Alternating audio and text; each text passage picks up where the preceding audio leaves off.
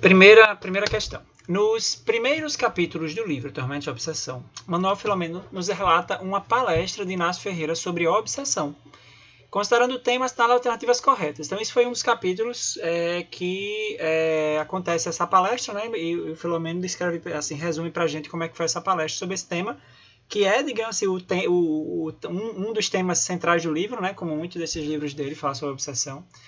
E aqui eu tenho algumas alternativas para a gente avaliar, para fixar alguns conceitos importantes que foram falados nessa palestra, certo? Primeira alternativa. A maioria das obsessões costuma se instalar rapidamente, pois o obsessor tem muita sede de vingança e não quer perder tempo para atingir sua vítima. Vocês acham que isso aqui é verdadeiro ou falso? Falso. Falso por quê? Por quê?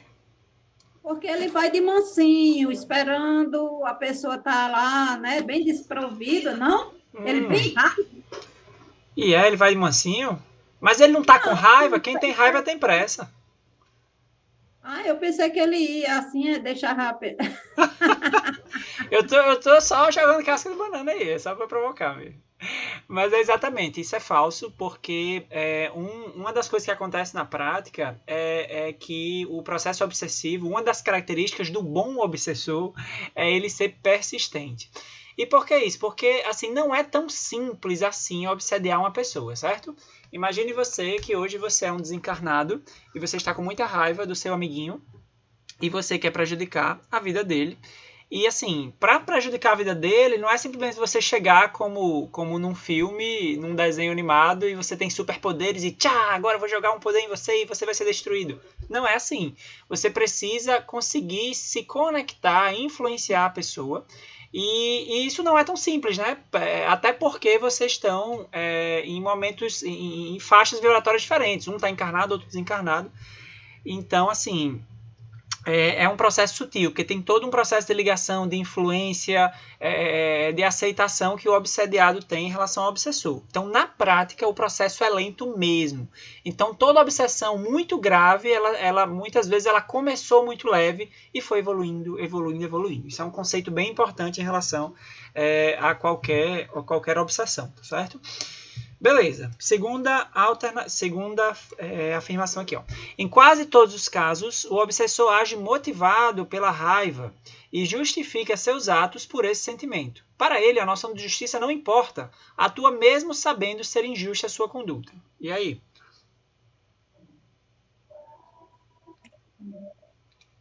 Uma pegadinha agora.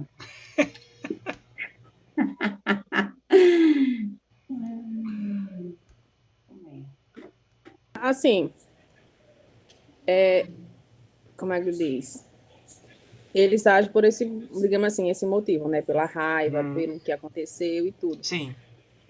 Mas eu acho que também não quando diz assim, para ele a noção de justiça não importa. Atua mesmo sabendo ser injusta sua conduta. É assim? Sim, isso. Exatamente. Nós temos duas ideias aqui, né? A gente eu tô dizendo aqui a motivação do obsessor e tô falando sobre a noção que ele tem de justiça. Algum chute? Eu acho que ele não tem essa noção de justiça, não. Que ele não tem essa noção de justiça. O que interessa para ele é a vingança mesmo. A vingança. Veja só, essa questão é bem interessante, pessoal, porque assim, aqui nós temos, como eu estava comentando, duas frases. Essa primeira parte, ela está corretíssima, tá certo? O grande motivo que faz o obsessor agir, a maioria dos obsessores, é a raiva, é o ódio, né? Pode ser uma raiva pessoal, porque você me prejudicou em outra vida, e essa é uma boa parte dos casos, né? Mas tem as obsessões impessoais, mas também o obsessor ele tá com raiva, ele tá chateado, sei lá, com a humanidade, com a sociedade, tem causas diversas. Ele tá servindo a uma organização criminosa no mundo espiritual, né? Então ele está agindo com raiva também, enfim. Então a raiva é o sentimento base do processo obsessivo, do obsessor. Mas o que é que torna essa questão errada? Ela não está correta por causa disso aqui, tá? Para ele, a noção de justiça não importa. Na verdade, quando você vai conversar com o obsessor, isso acontece muito nas sessões de desobsessão, a gente vai ver muito isso na prática. Os obsessores, eles querem convencer você de que eles estão certos. Eles querem convencer que estão certos, porque para eles aquilo é justiça. Tipo assim, meu amigo, o cara me matou na outra vida, o cara roubou minha mulher, o cara acabou com minha família. Como assim? Eu não tenho o direito de acabar com ele também. Isso é justiça. Porque se ele me feriu, eu tenho o direito de ferir. Eles pensam assim. E eles agem cegamente, muitas vezes, pensando dessa forma. Eles acham que estão cobertos de razão, né? E isso é um problema danado, porque quando você acha que tem razão, você não cogita a possibilidade de mudar, né? Se você acha que está certo. Então, isso torna o processo obsessivo, o obsessor, ele tende a ser rígido, ele tende a ser inflexível na sua conduta de obsessão. Por isso que ele é persistente, porque ele acha que está correto, ele está agindo com raiva, então ele insiste, ele passa décadas esperando o momento para que o plano dele dê certo. Então, ele, na verdade, a questão aqui é que a noção de justiça importa sim para ele, só que é uma noção equivocada. Tá? Acho que foi Fátima que falou aí que ele não tem noção de justiça. Exatamente, ele não tem noção de justiça. A visão de justiça dele é totalmente deturpada em relação ao que realmente é dentro das leis divinas. Mas para ele está certo, né? Ele está agindo na cabeça dele, ele usa muito essa palavra. Os obsessores usam muito a palavra justiça para justificar os seus atos, tá certo? Então, por isso que dele, né? Justiça dele, na visão dele de mundo, né? Na visão dele de mundo. Exatamente. Aqui, vamos lá, essa aqui. Nos casos em que o obsessor logra êxito nos seus planos contra o obsediado, ou seja, no caso que ele atinge o que ele quer, sempre costuma se sentir satisfeito ao final do plano e a encarnação seguinte ocorre de forma compulsória. Eu já adianto que eu precisava ter escrito com um pouco mais de clareza o que eu queria dizer aqui. Tem uma coisa que pode confundir um pouquinho o erro, mas eu vou explicar. Diga, o que é que vocês acham? Isso aqui está verdadeiro ou falso? Não. Eu acho que está mais para verdadeiro. Agora, essa segunda encarnação compulsória que eu estou na dúvida. Aham. Eu também. Eu fiquei nessa daí também. Pronto. Essa afirmativa está errada. Por quê? Porque, assim, primeiro que eu estou usando a palavra sempre aqui, tá? E eu quero dizer o seguinte, que toda vez, né? Aqui está dizendo o quê? Que toda vez que o obsessor ele consegue atingir seu objetivo, primeiro, aí acontecem duas coisas. Acontece dele se sentir satisfeito ao final do plano e que a encarnação dele, obsessor, vai ser de forma compulsória. Essa questão de se sentir satisfeito é isso que eu estava comentando, que eu precisava ser mais claro. Porque lá na palestra do livro, né, que é feita lá, o mentor ele comenta que depois, quando o obsessor consegue o que ele quer, ele tende a sentir um certo vazio. Mas aí qual é o problema aqui? É a questão temporal mesmo. Porque assim, imediatamente, quando ele consegue o que ele quer, por exemplo, vamos pensar, o obsessor ele conseguiu levar uma pessoa ao suicídio, certo? Então ele está muito feliz, porque a pessoa se suicidou, era o que ele queria. E assim, muitas vezes, por exemplo, nesse caso, a obsessão vai continuar até depois, né? Da encarnação. Vai continuar depois. Mas aí, o que na palestra é falado, que assim, chega um momento, depois que ele completa o plano dele, em que é como se fosse assim, tipo, tá bom, eu completei, eu me vinguei, e agora? Né? E aí quando cai a ficha. É isso que eu queria dizer aqui, porque não ficou legal. Mas a gente pode encontrar um problema aqui também, tá? Quando eu digo que sempre a encarnação acontece de forma compulsória, isso também não é verdade, é pouco preciso dizer isso. Porque sim, alguns obsessores, eles vão se reencarnar de forma compulsória por motivos específicos deles, mas outros não, certo? Outros obsessores, eles ficam ali obsedando a pessoa, depois ficam na erraticidade um tempo, e depois eles vão reencarnar, porque assim, de forma não compulsória, porque às vezes eles mesmos atuam no planejamento da reencarnação deles, tá? Reencarnação compulsória, e aí vale a pena guardar esse conceito. Reencarnação compulsória é aquela que acontece contra a vontade do obsessor ou sem a participação do espírito, né? Contra a vontade do espírito ou sem a participação direta dele, tipo assim, sem ele saber, digamos assim, sem ser uma coisa combinada. Ela é mais comum ela está mais relacionada a um estado de adoecimento muito grave, principalmente mental, tá certo? Se uma pessoa, por exemplo, um espírito, ele está no estado de doença mental muito grave, a ponto que ele esteja alienado, no sentido dele estar perdido em relação à realidade. Vamos pensar num exemplo da nossa vida de encarnado para comparar. Uma pessoa com alguma doença mental grave, como uma esquizofrenia grave, assim, um Alzheimer avançado, né? Que a pessoa perde a lucidez. Pronto, vamos usar o termo lucidez, fica melhor. A pessoa perde a lucidez, não sabe mais o nome de ninguém e tal. Essa pessoa, ela não tem como responder pelos atos dela. Você chega para ela, ei, você quer reencarnar? Ela não tem como dizer, eu quero ou não quero, né? Porque a mente dela está muito adoecida, certo? Então, o espírito com a mente muito adoecida, às vezes ele reencarna de forma compulsória, porque ele precisa logo reencarnar, enfim, para conseguir se reconstituir. Mais outro motivo de reencarnação compulsória, além da doença mental grave, é um estado de rigidez muito grande do espírito. Por exemplo, o espírito está ali cometendo muitas maldades, ele acha que tá tudo bem, ele não quer dar o braço a torcer, enfim. E aí, às vezes, por motivos bem específicos, existe uma equipe ali que diz, vamos botar esse cara para reencarnar, enfim, porque tem um objetivo específico aqui para ele e vai lá e reencarna compulsoriamente. Então, a reencarnação compulsória ela tem algumas situações que ela acontece. Certo? Próxima alternativa aqui. As obsessões costumam ter impacto coletivo e contribuem para muitos desastres sociais e políticos da humanidade. Verdadeiro ou falso? Acho que é verdadeiro. Essa é verdadeira. Essa é verdadeira mesmo.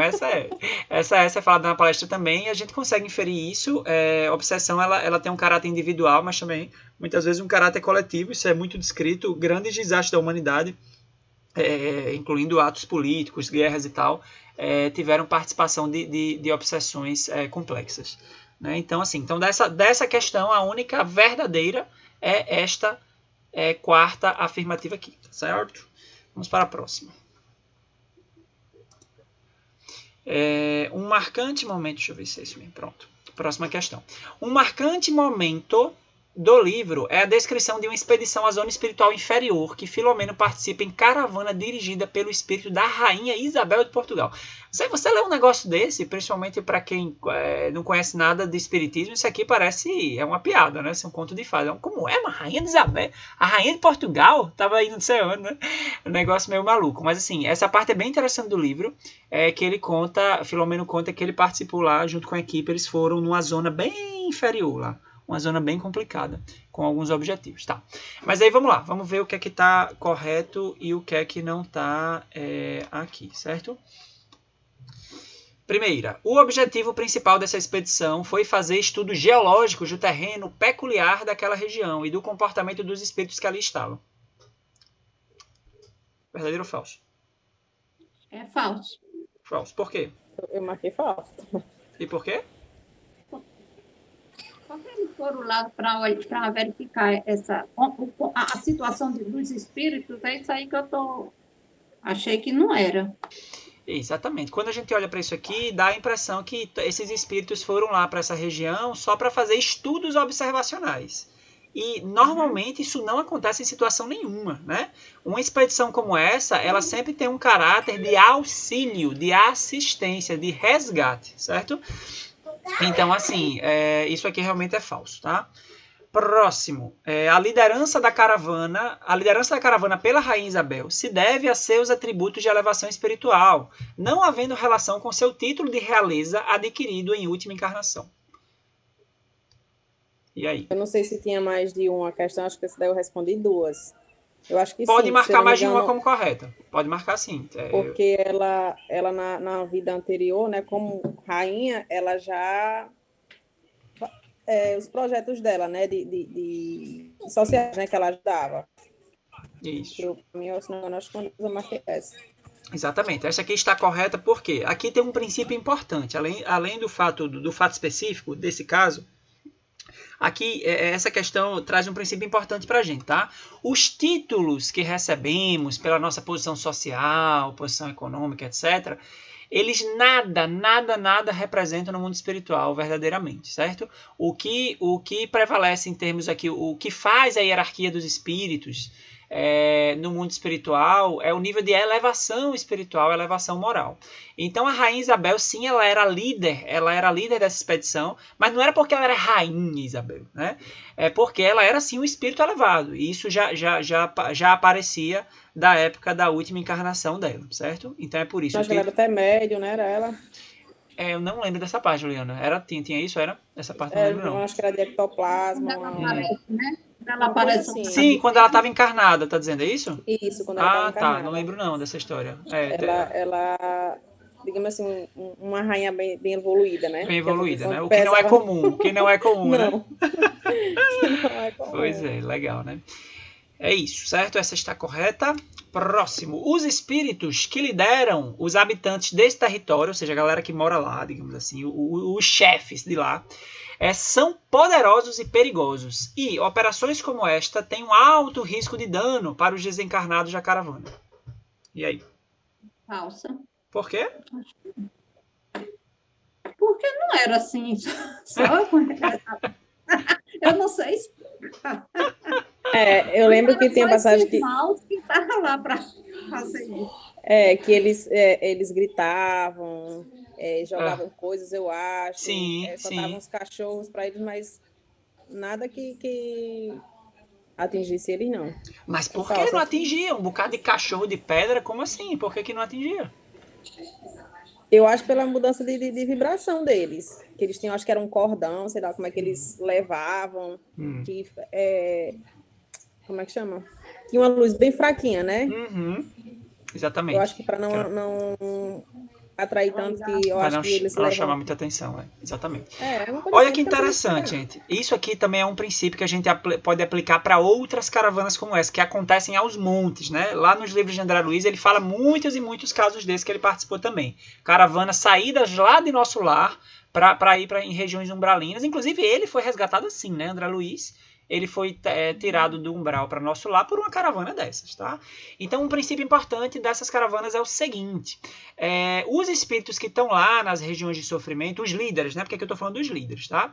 Os líderes, os obsessores, aqueles que estão escravizando outros espíritos nessas regiões, eles são até perigosos, tá? Eles podem ser perigosos no sentido assim, de que eles são mal intencionados, eles são malevolentes, mas poderosos negativo. Eles até se acham, eles até querem ser. Eles se acham, né? Eles se acham poderosos. Mas não são poderosos no sentido de serem a ponto de medir força com espíritos superiores e muito menos com Deus, né? E daí vem aquela coisa que chega a ser até piada quando a gente estuda a fundo, né? Essa coisa da a mitologia de Satanás, o demônio, né? Medindo forças com Deus, não faz o menor sentido. Porque, agora veja, quando você vai ler a historinha, você vai ver assim que eles fazem todo o trajeto deles, desde que eles chegam lá, como você falou, Juliana, a luzinha fraca para não chamar atenção, eles vão em fila indiana. Por que esse cuidado?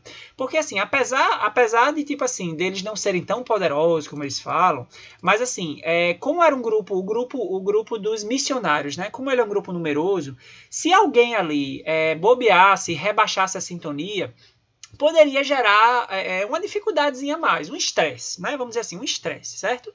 Um estresse a mais. Então, foi uma recomendação desde o princípio, assim, vamos todo mundo em oração e tudo, para evitar problemas. Porque, de fato, assim, essa galera é muito agressiva, né? Então, poderia, digamos assim, poderia prejudicar, digamos, a operação, o bom andamento da operação, mais ou menos isso, tá certo? Então, essa alternativa está errada por dizer que eles são poderosos, realmente, né? E de que essa operação tem um alto risco de dano. Não existe um alto risco de dano. Existe um risco de atrapalhar as operações de resgate e socorro. Atrapalhar. Mas não de alto risco de dano, né? Para os espíritos, os desencarnados da caravana, tá certo? Então, essa está correta. E próxima... desculpa, essa está errada. Então, próxima aqui. Uma condição importante para espíritos que sofrem nessas zonas serem resgatados é um desejo sincero de mudar de sintonia e não apenas se livrar das dores emocionais. Essa também eu coloquei também, até lembrando do caso de André Luiz, né? O que é que você lembra do caso de André Luiz? O que é que é parecido aí? Que ele, quando estava no umbral, que ele ficava sofrendo, né? Lá, que ele tentava fugir, tudo.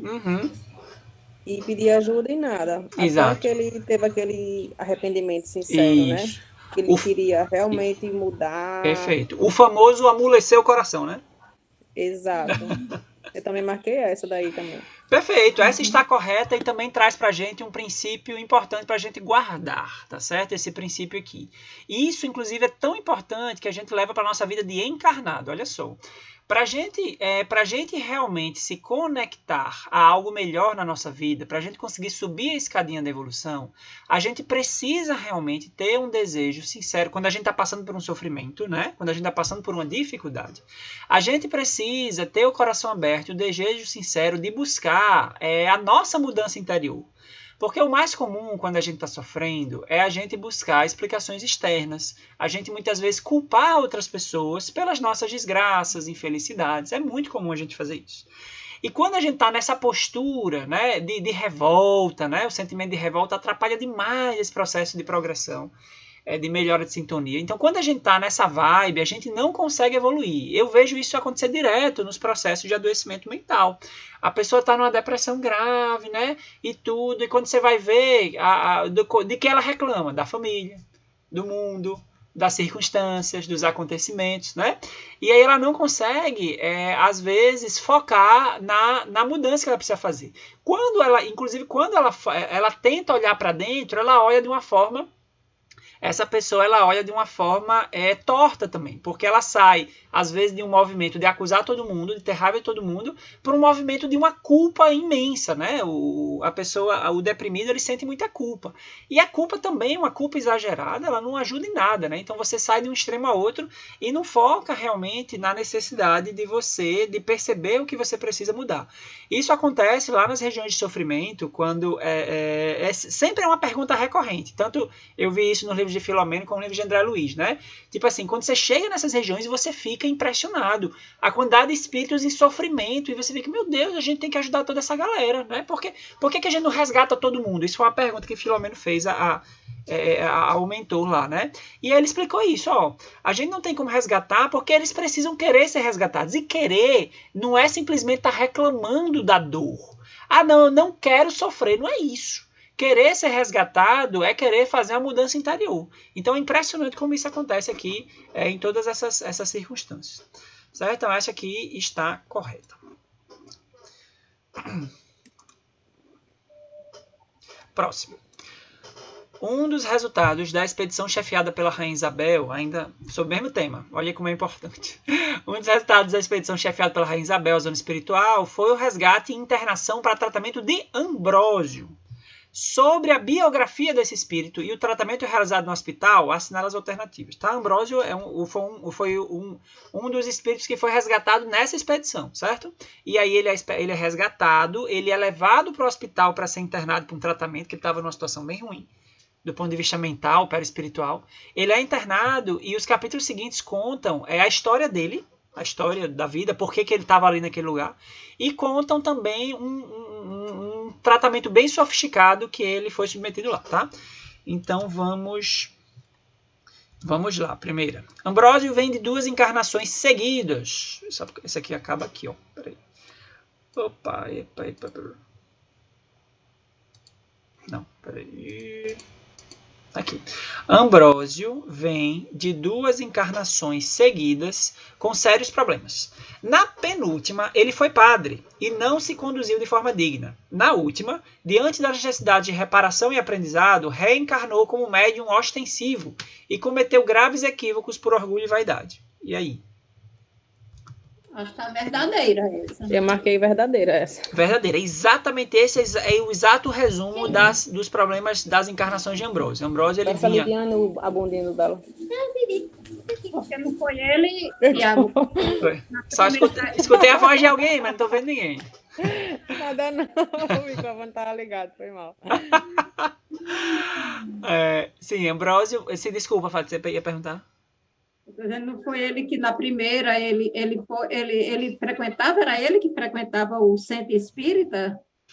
Não, esse é outra história. Não. Esse é outro espírito. Isso é outra história. Porque, na verdade, tem várias histórias de espíritas, né? Nesse hospital tem muitos espíritas lá. Pessoas que foram espíritas, frequentavam centro, foram, né? assim, participaram de dentro de centro espírita mesmo. Tem mais de um caso desses lá, falado no livro. Mas Ambrósio, deixa eu lembrar, meu Deus, se Ambrósio, ele era médium. Não, Ambrósio frequentava centro espírita, sim, como médium. Ele trabalhou como médium no centro espírita. Realmente, até aproveitando para dar esse detalhe, né? Ambrósio foi o seguinte, ele teve a encarnação como padre, e aí foi aquele padre, assim, bem fora de linha, né? Corrupção, né, e tal.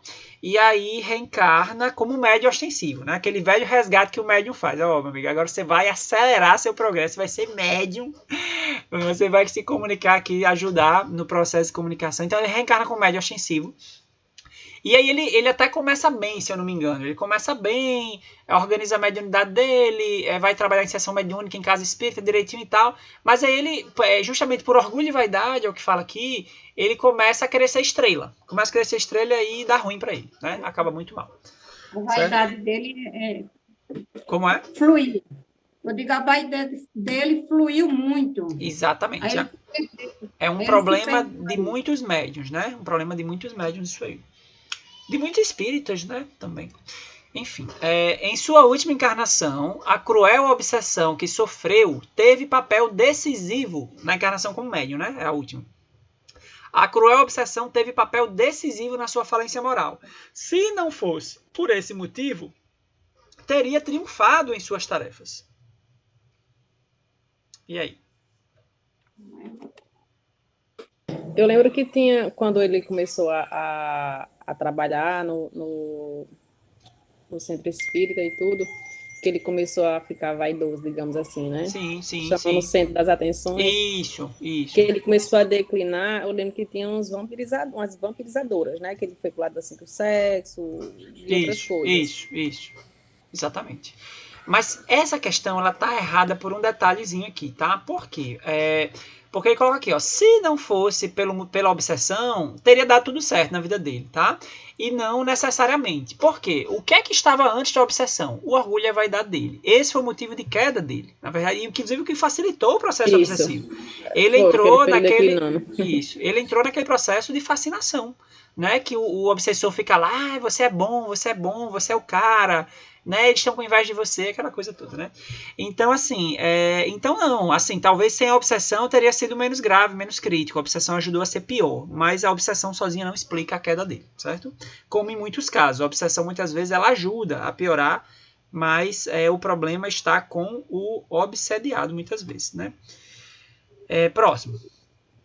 Durante a sessão de tratamento de Ambrósio, aqui já falando sobre tratamento lá no hospital, né? Durante a sessão de tratamento de Ambrósio no hospital, Filomeno percebe a presença de uma médium desencarnada, certo? Todo mundo lá está desencarnado. Ele questiona Eurípides se a presença dela seria com finalidade de fazer alguma comunicação mediúnica. O mentor responde que não, seria apenas para apoio no processo, pois só é possível comunicação envolvendo médium encarnado e espírito desencarnado. E aí?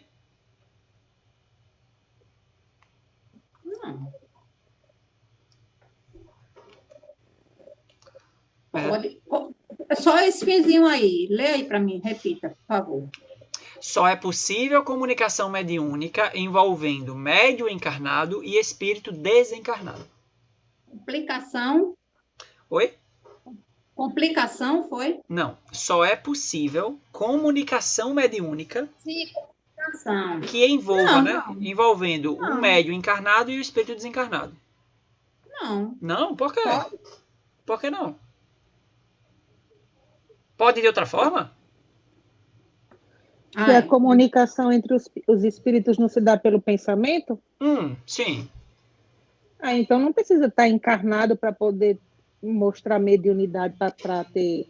Então, peraí. Em outras palavras, você quer dizer que um médium desencarnado, ele pode ser instrumento de comunicação para outro espírito desencarnado, é isso? Não precisa de médium, mas não. Certo. Não precisa de médium, mas é possível esse processo? Ou não faz sentido? São dois espíritos desencarnados. Você tá Isso, dizendo. Exatamente. Imagine que todo mundo aqui, todos nós somos desencarnados. Aí eu fui médium na outra vida, agora acabei de desencarnar, o super médium. E aí você é um espírito aí, que quer se comunicar com Juliana. E aí você se utiliza da minha aparelhagem mediúnica perispiritual para se comunicar com Juliana. Isso é possível? Juliana tá viva ou morta? Tá todo mundo morto, tá todo mundo morto. Todo mundo morto. Então não é só entrar Não é É só na aparecer, sintonia né? dela É só para aparecer. poder Né? se comunicar? Não é através do pensamento, da vibração que ele consegue? Sim, isso consegue. Mas a pergunta específica é possível esse processo de incorporação mediúnica, né? Esse processo de... Incorporação não, incorporação não. Não? Eu acho que não. A incorporação não, eu pensei que era só a comunicação. Certo, incorpora. Tipo assim, a questão é, do jeito que acontece numa sessão mediúnica normal, você é médium e tem um espírito desencarnado que se acopla em você e você vai fazer psicofonia, né? O espírito se comunica pela sua voz, você está psicofonizando. Tipo assim, rola isso, você estando desencarnada e o espírito também desencarnado, todo mundo desencarnado, pode acontecer isso? Não, eu acho que não. Nesse caso, não. Pensei que era apenas a comunicação através do pensamento, da irradiação. Aham. Pois é, olha só que interessante. Isso aqui quando eu tomei conhecimento desse a primeira vez, eu achei bem estranho. Mas, na verdade, essa questão está errada, porque isso é possível, sabe? É meio esquisito. Mas vamos tentar entender qual é o fundamento. E aí, vale a pena para quem tem curiosidade de ver o detalhe, reler lá essa parte lá do tratamento de Ambrósio, lá na enfermaria. Porque veja só que interessante isso aqui, tá? Todo mundo aqui conhece como é o fenômeno mediúnico normal, né? Assim, você, como eu estava comentando, você é um médium, tá numa sessão mediúnica, o espírito chega ali, se liga a você e você pode escrever, você pode falar, né? Ele falando por você, na verdade, ou ele escrevendo por você. Esse é o fenômeno mediúnico como a gente conhece, assim, o clássico, né? Só que o que é que aconteceu aqui, né? Essa questão é realmente assim, Filomeno, ele viu essa médium lá, existia essa médium desencarnada, estava lá. Mas por quê? Porque nesse momento aqui acontece um fenômeno muito interessante. O obsessor, um obsessor importante, porque ele tinha mais de um obsessor, mas um obsessor importante de Ambrósio, que não estava no hospital, porque vejam, acompanhem o raciocínio, Ambrósio estava lá, naquela zona inferior, bem sinistra, né? O obsessor dele estava lá, certo? Escravizando ele, botando para, né? Enfim, complicando lá a vida dele. Então, ele é resgatado contra a vontade, né, do obsessor, obviamente. Ele, tipo assim, ele é roubado de lá. E o obsessor fica lá, o obsessor não vem junto para o hospital. Aí Ambrósio está internado no hospital, o obsessor está lá. No processo de tratamento dele, a equipe julgou importante trazer esse obsessor para se comunicar com esse obsessor. Aí qual era a opção que eles tinham? A opção número 1, eles podiam ir lá na zona e dizer, meu amigo, vamos tomar um café lá na enfermaria do hospital, certo? Ele poderia ter vindo, poderia, como vocês estavam dizendo, não, tá todo mundo desencarnado, tá todo mundo aqui liga aqui a faixa e conversa, entendeu? Só que, vamos combinar que isso traria alguns inconvenientes, certo? O inconveniente desse obsessor talvez não querer vir, número 1. Se tivesse que vir à força, ia ser complicado, ia causar mal-estar em todo mundo, o cara com energia pesada e tal. Então, o que é que eles usaram? Eles usaram a ferramenta mediúnica clássica para trazer esse obsessor. Você tinha um espírito desencarnado que tinha uma capacidade mediúnica, e aí tem um princípio interessante aqui já. Ó. A mediunidade, essa mediunidade mais ostensiva, né, que a gente diz, você é médium, né, psicofonia, psicografia, ela está plantada no perispírito, certo? Então, por exemplo, um médium que desencarna hoje, pensar num Divaldo Franco da vida, né, um cara que escreveu vários livros, o cara psicofonia com uma facilidade danada. Divaldo desencarnar hoje, essa facilidade mediúnica dele vai seguir com ele, pelo menos no pós-desencarne imediato, certo? Está plantado no perispírito. Então aqui você tinha uma médium desencarnada, e aí eles trouxeram o espírito, mas de outra forma, né? É como se fosse justamente um processo mediúnico, que o espírito se ligou a médium, né? Como um processo mediúnico mesmo. Por quê? Porque ele ligado a médium, ele não estava solto, ele estava preso no corpo olha só, parece uma viagem, mas o espírito, o obsessor, ficou preso no corpo perispiritual da médium, para que não causasse nenhuma confusão e pudesse conversar ali. E além disso, estando preso no perispírito da médium, esse obsessor, ele receberia alguns fluidos ali.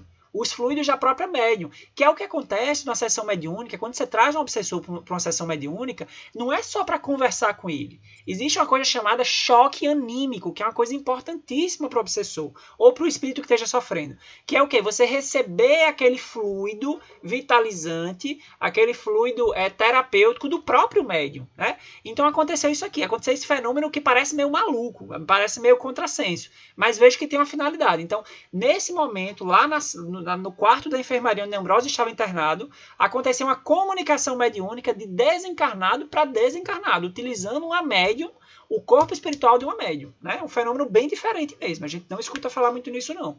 Então, de fato, isso aconteceu, e isso pode acontecer, e por isso essa alternativa está incorreta, tá certo? Deixa eu ver aqui. Já vou para a última aqui, né? Tá. Um aspecto marcante da sessão de tratamento foi a identificação, pela drenagem de fluido denso saindo da cabeça de Ambrósio, de ideias narcisistas, materialistas e autopunitivas que ficaram implantadas de forma patológica na sua mente desde a época de encarnado. Isso aqui é verdade ou mentira? É verdade, porque ele foi se livrando, né, daquelas influências negativas, né, aí. Eu lembro desse negócio acho que de uma fluidoterapia, que quando ele chegou lá, e lembro assim que ele ficava gritando no processo de tratamento. Mas essa parte agora pronto.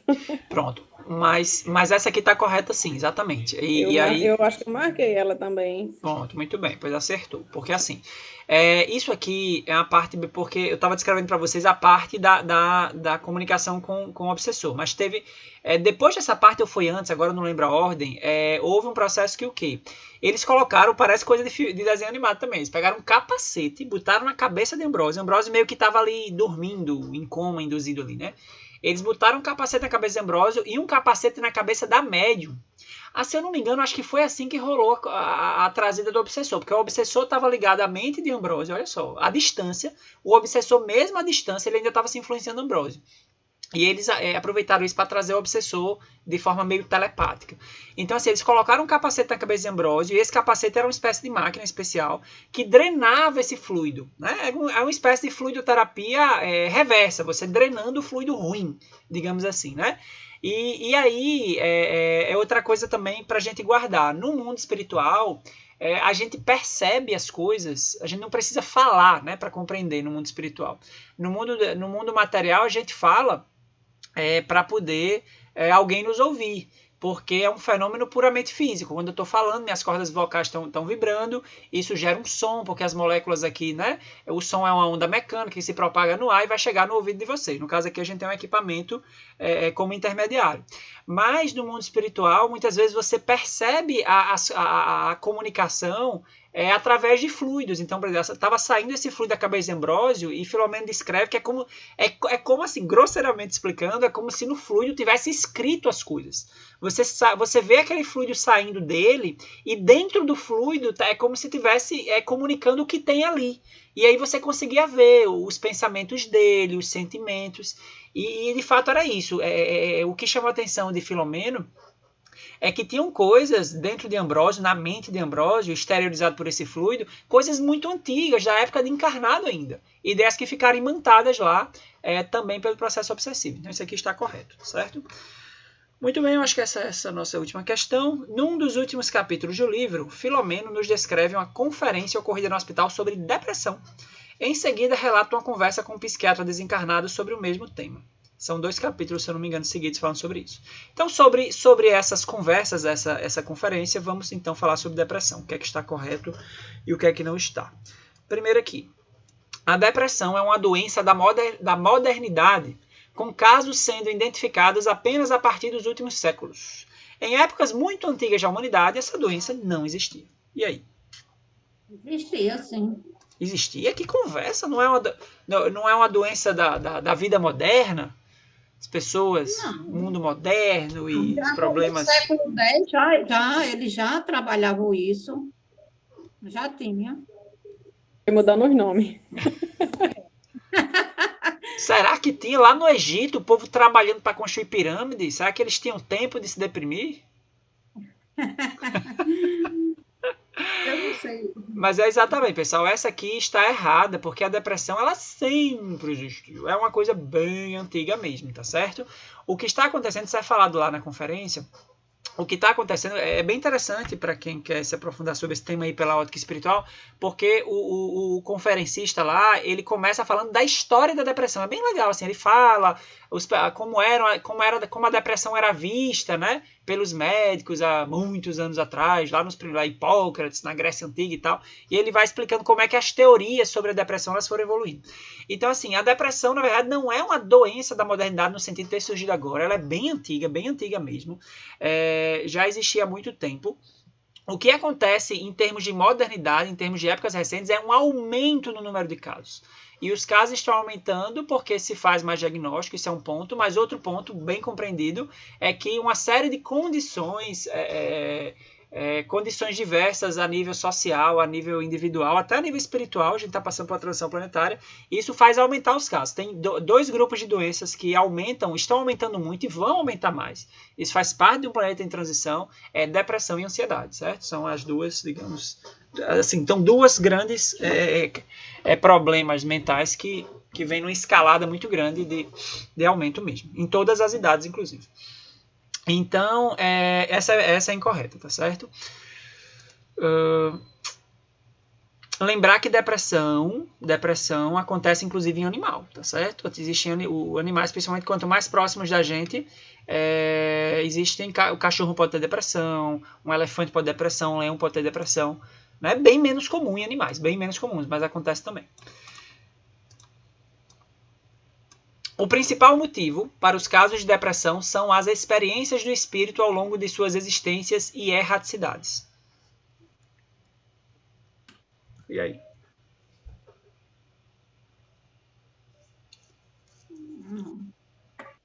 Verdadeiro ou falso?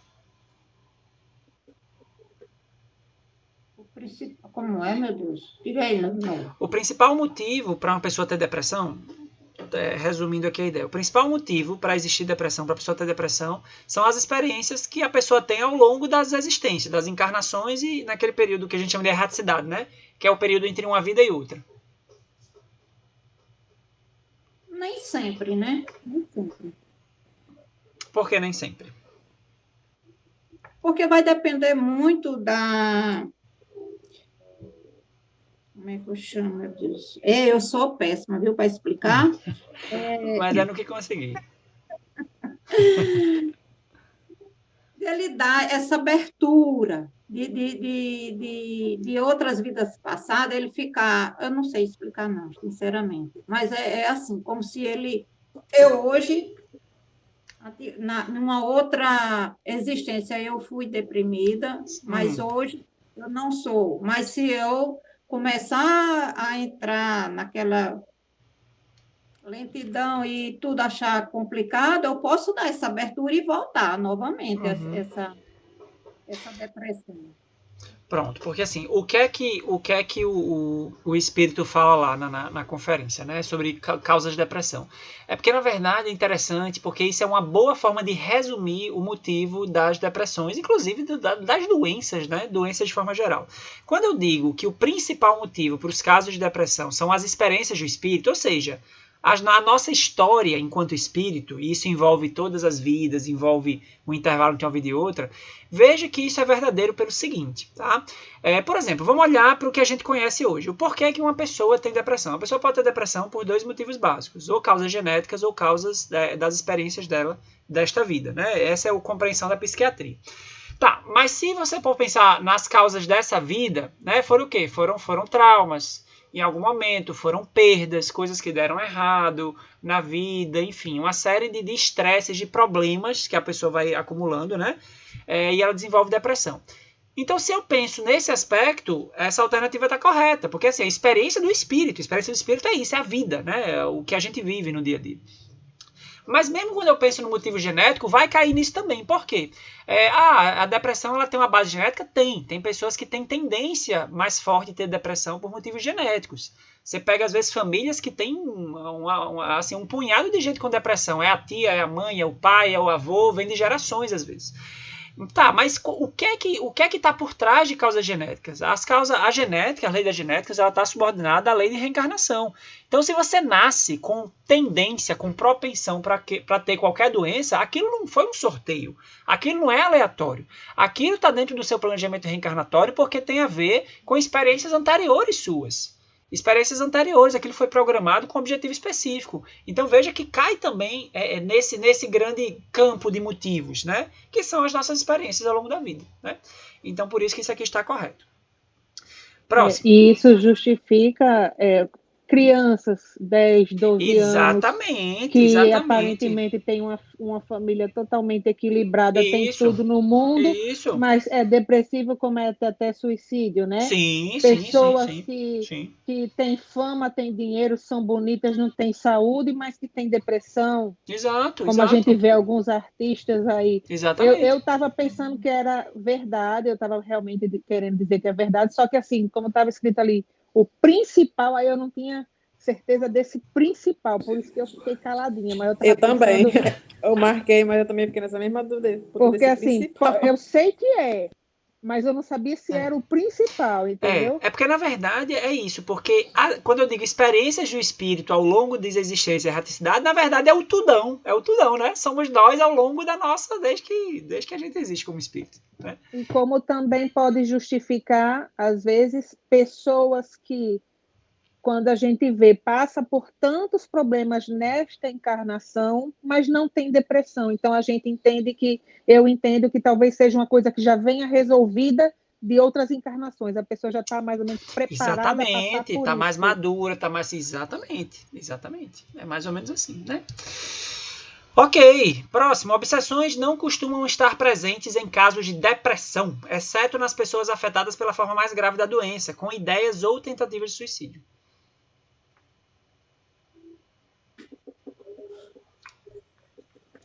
Eu quero dizer aqui o seguinte. Que é falso. Falso? Por que é falso? Porque pode estar dizendo não costuma estar presente, mas eu acho que costuma ser sim estar presente. Exatamente. Essa aqui é falsa porque as obsessões, elas são muito comuns nos transtornos mentais de forma geral, certo?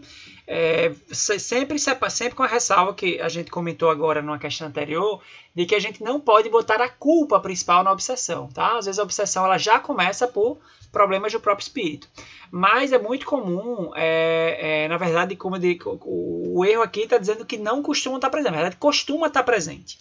Se eu dissesse que está sempre presente, também estaria errado, porque nem sempre está presente. Mas é frequente estar presente. Mais da metade dos casos está presente. E vai ser se essa obsessão ela tende a estar mais presente, ou ela tende a ser mais forte, quanto mais grave for o caso.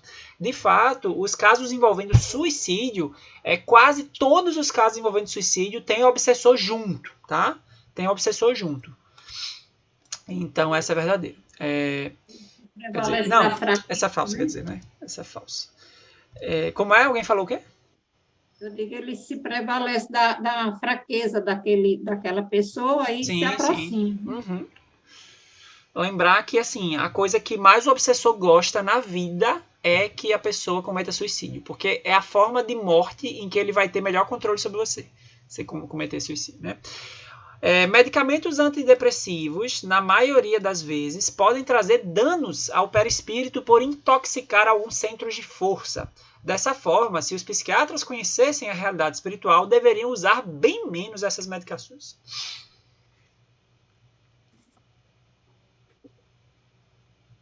Bom, eu acho que o psiquiatra deveria usar bem menos a medicação. Agora, se vai incluir... Se é por causa de dano ao perispírito, a gente não sabe, né? Sei que dano ao corpo físico causa. Muitas vezes dá problema no fígado, dá problema na absorção, você começa a tomar um remédio, aí depois precisa tomar outra porque deu problema no estômago, depois você precisa tomar outro porque deu gastrite, e é uma bomba de neve. Então, assim, se a gente puder evitar, a gente evita, porque o corpo físico vai afetar. Agora, se isso chega também no... Agora, também tem que ver que, às vezes, é necessário. Você, Tiago, é psiquiatra, ele sabe, né? Às vezes, o organismo precisa dessa regulação para poder botar o indivíduo lá no caminho certo. Mas que vira uma bomba relógio, vira. Porque quem começa a tomar como é um diazepam, sei lá, alprazolam, sei lá, qualquer um desses, começa a vir vários outros aí na vida depois. Eu estou tomando ultimamente, né? Desde que me ocorreu o problema com o meu filho, mas eu acredito que ele já vai suspender, porque eu já estou. Eu digo assim, eu estou me sentindo bem mais segura na minha vida, né? Mas eu digo assim, eu não sei. Agora, existe a medicação, acho que muito pesada. Eu tenho um colega meu que é professor da universidade, da Federal, e ele começou com problemas de depressão. Depois ele ficou bipolar e o psiquiatra que atende a ele, já faz uns 8 anos, é muito pesado. Ele está todo duro, ele não fala, ele está um robô. Uma pessoa nova, é mais jovem do que eu, ele está com acho que uns 55 anos por aí, mas ele é um robô. Ele não tem mais noção de nada. E o médico disse que ele não pode ficar, porque ele pode agredir os filhos, a mulher, porque ele ficou violento. Essa é um ponto de polêmica danado aqui. Mas assim, por que essa medicação ela está equivocada, tá? Talvez eu precisasse até melhorar esse textozinho aqui, porque quando eu digo na maioria das vezes, que eu queria dizer, o meu objetivo aqui era dizer que na maioria dos casos antidepressivos vão ser ruins, né? Vão ser ruins porque vão prejudicar o corpo perispiritual. E assim, isso não é verdade porque se uma medicação, se ela estiver bem empregada na dose certa, né, dentro da indicação, ela tem um papel muito importante, certo? A confusão que se faz muitas vezes aqui é porque a psiquiatria, os remédios que a gente tem hoje na psiquiatria, a maioria dos bons remédios que a gente tem hoje, eles são relativamente recentes. Inclusive, na época que esse livro foi escrito, que essa experiência que Filomeno teve aqui no mundo espiritual aconteceu, a gente não tinha nem metade dos remédios que a gente tem hoje. É algo bem recente mesmo. E na época, na década de 70, década de 60, o que a gente tinha de remédio para tratar as coisas eram remédios de fato com muito efeito colateral, muito mais. Eram remédios que a gente chama grosseiramente de pesados, eles causavam muita sedação. E daí veio a fama, né, do psiquiatra ser aquele ser estranho que gosta de dopar as pessoas, né? Vem dessa época, porque de fato os remédios eram... Dá um sossega-leão pro indivíduo. Sossega-leão e tal. Porque de fato era uma realidade de limitação que a ciência tinha, né? Assim, a gente tinha muito pouca coisa para tratar. Hoje a gente tem remédios bem mais assim, sofisticados, mais interessantes. Claro, assim, ainda longe do ideal no sentido de especificidade. Como você estava comentando, tem pessoas que vão ser muito sensíveis aos remédios, vão ter muito efeito colateral, mas tem outras que assim, que é uma maravilha, a gente usa e do primeiro remédio dá super certo, a pessoa não tem efeito colateral nenhum, é uma maravilha. Então tem muita variação, mas a gente tem remédios muito melhores hoje, e talvez no futuro a gente tenha melhores ainda. E aí o que a gente precisa é entender o objetivo de cada remédio, né, assim, qual é a função e tudo, para o caso e tudo mais. Mas lembrar que assim, nesse momento a gente está encarnado, a gente está no corpo físico e por consequência, apesar de nós somos seres espirituais por essência, mas estamos submetidos à lei da matéria nesse momento. A gente tem um cérebro físico, né? E diante de nossas vulnerabilidades, esse cérebro físico ele reflete os nossos desequilíbrios mentais, interiores, desequilíbrios espirituais. E o remédio vai agir nesse cérebro físico para tentar dar uma consertadazinha ali. Então, muitas vezes é bastante útil, tá? Por último, o trabalho é entendido como qualquer ocupação útil, desempenha um papel muito importante no tratamento da depressão. É muito importante, que é muito importante buscar estratégias para envolver o paciente deprimido em trabalho para melhor resultado no tratamento. O que é que vocês acham? Eu acho com certeza que isso é certo. Também. Positivo. O trabalho. E aí, eu até frisei aqui, né, o conceito de trabalho nessa frase, que é a ocupação útil, né? Ocupação útil. Tem até um ditado bem conhecido, bem chulo, que fala mente vazia, oficina do diabo. Sem dúvida, né? E eu até diria que o trabalho ele é preventivo à depressão, né? O indivíduo que ele tem boas ocupações, também desde que também não entre no extremo do esgotamento, né? Mas que ele tenha boas ocupações, que ele se sinta útil, ele tem uma chance menor de adoecer, né? De depressão.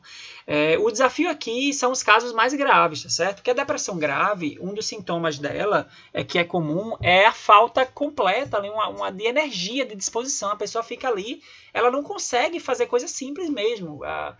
Então, não só porque não tem vontade, mas porque não tem energia. E aí você tem que tentar adaptar. Dentro dessa estratégia de tentar ocupar a pessoa, você tem que adaptar de acordo com a capacidade da pessoa. Não adianta exigir algo que naquele momento ela não vai conseguir fazer.